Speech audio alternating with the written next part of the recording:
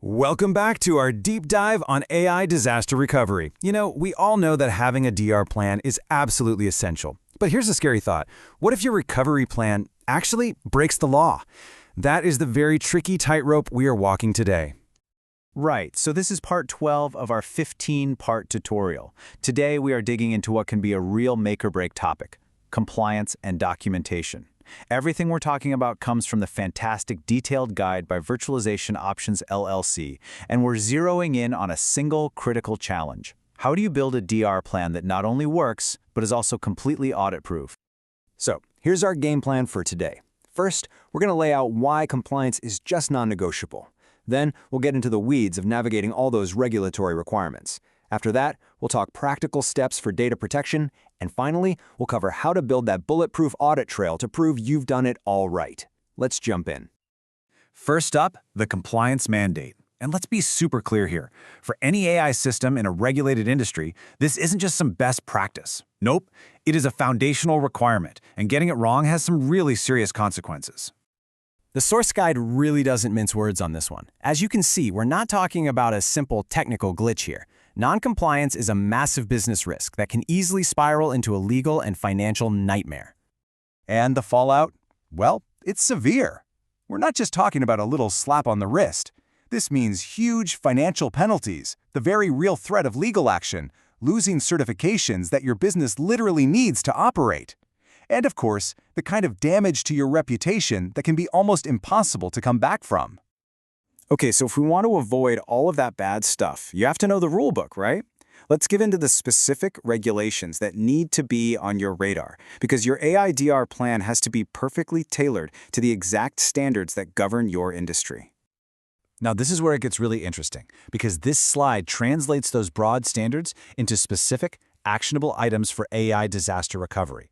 So for HIPAA, it's all about protecting patient data and making sure that healthcare AI is always available.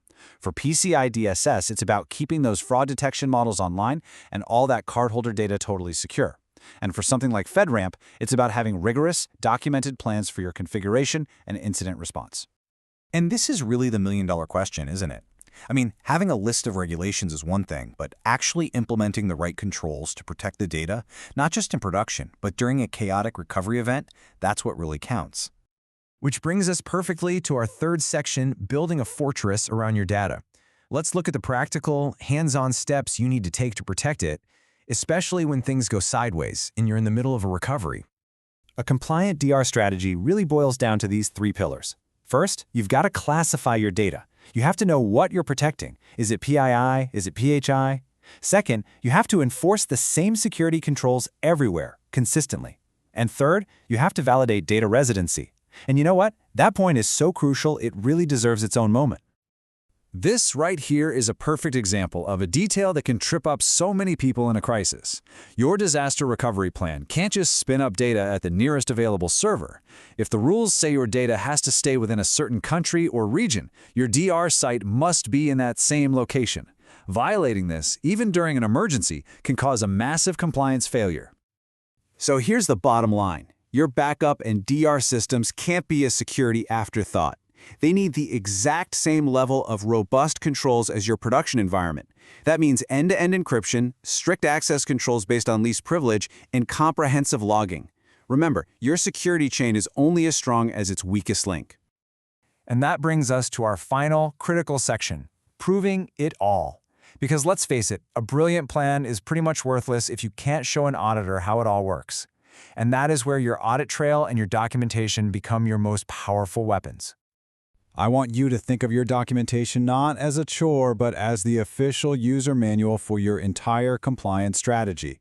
The goal here is to create a living, breathing document that clearly demonstrates how you meet every single one of your obligations, leaving absolutely no room for an auditor to guess. So, what goes into this blueprint? Well, you need to document your data classification policies. You need to show evidence of your security controls in action. You need to include privacy impact assessments for your DR processes. And you need explicit, written-out procedures for how you maintain data residency during a failover. In an audit, this document becomes your single source of truth. And really, that's the ultimate test, isn't it?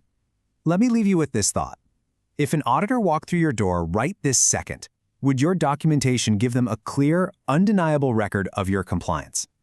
Answering that question honestly, well, that's the very first step toward being truly ready. And that wraps up our look at compliance and documentation for AI disaster recovery, all based on that comprehensive guide from Virtualization Options LLC. Join us next time as we keep going with our series and dive into training and awareness for your DR plan. Thanks for watching.